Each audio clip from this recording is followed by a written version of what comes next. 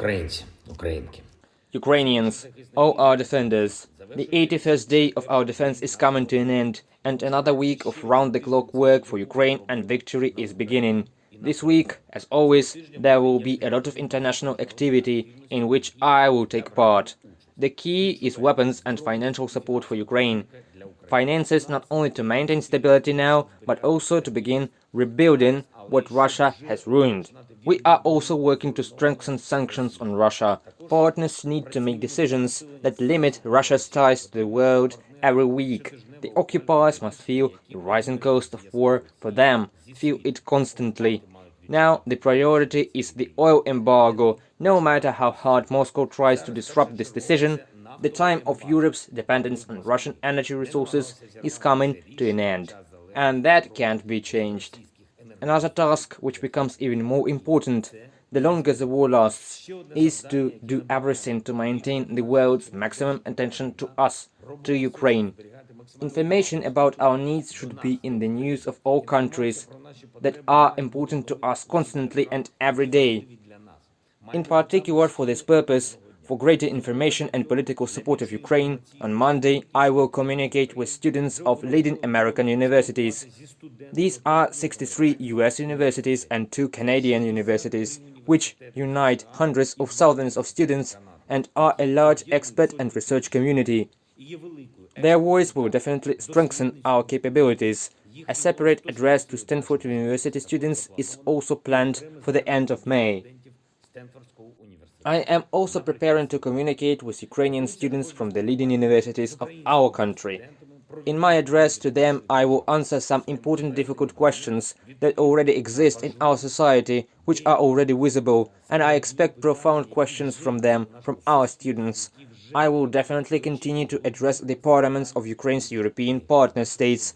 Our task is the status of a candidate for EU membership for Ukraine, and later accession to the European Union under the fast-track procedure. Every state matters, every vote counts. It is equally important to have the maximum consent of European countries in the issue of strengthening sanctions on Russia. That is why I will be addressing the Luxembourg Parliament in the near future. By the way, we are also working to expand the geography of such special speeches in the parliaments of Africa and Asia. An address to the participants of the Davos Forum is scheduled for May the 23rd. This year, our conference will be especially important for our country.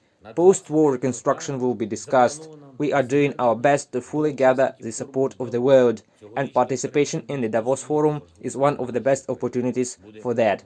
We continue very complicated and delicate negotiations to save our people from Mariupol, from Azovstal. We deal with this issue on a daily basis, and the main thing is for the agreements to be fulfilled. We expect the United States to adopt important decisions for our country, a new significant package of support and detailed elaboration of the renewed historical program of the land lease. We are preparing for new attempts by Russia to attack in Donbass, to somehow intensify its movement in the south of Ukraine. The occupiers still do not want to admit that they are in a dead end, and their so-called special operation has already gone bankrupt. But the moment will surely come when the Ukrainian people will force the invaders to fully recognize reality. No matter how creative they are in Kherson and Melitopol, no matter how they portray their alleged power in the occupied areas of Priazovye and Donbass, they are there temporarily. The Ukrainian flag, Ukrainian law, Ukrainian life will still be there anyway. Today's Russian missile strikes at the Lviv region, shelling of Huliaipole, Severodonetsk, Lysychansk, cities and communities of the Donetsk region, all this brutality of the occupiers which Ukraine is experiencing every day will only lead to the fact that Russian surviving soldiers will bring this evil back to Russia. They will bring it back because they will retreat.